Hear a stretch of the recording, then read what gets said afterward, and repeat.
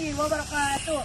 Selamat pagi untuk seluruh SMP Presiden. Nama saya Allegro Tatiela dan sebelah saya Asraf Bidaki Wibowo. Pak, kali ini kita akan membahas masalah serius yang sedang melanda beberapa wilayah di Indonesia, yaitu kekeringan. Fenomena ini semakin mengkhawatirkan dan berdampak luas bagi masyarakat dan lingkungan.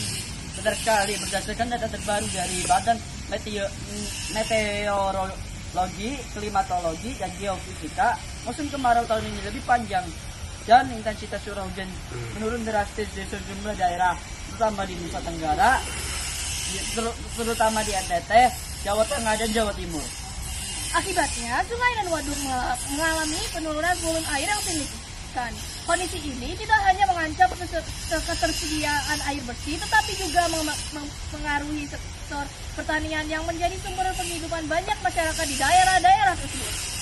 Kita tahu pertanian di Indonesia sangat bergantung pada irigasi dan sumber air alami. Namun, karena kekeringan, banyak petani terpaksa menghadapi kegagalan panen.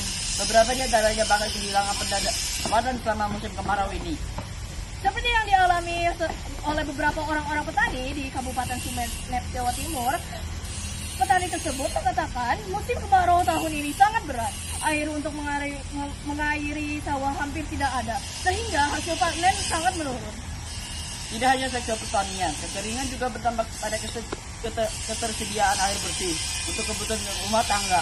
Banyak desa di daerah terdampak harus mengandalkan pengiriman air menggunakan bertangki, yang tentu saja menambah beban biaya masyarakat. Pemerintah telah mengambil langkah cepat dan dengan membangun sumur bor dan embung untuk menampung air hujan. Selain itu, kampanye penghematan air juga bisa dilakukan untuk mengajak masyarakat lebih bijak menggunakan sumber daya air.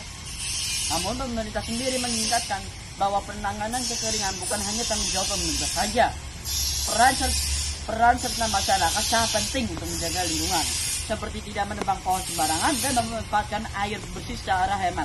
Selain itu, para ahli juga menyarankan menggunakan teknologi pertanian yang lebih efisien, seperti sistem irigasi tetes yang dapat menghemat penggunaan air dan tepat menjaga produktivitas tanaman.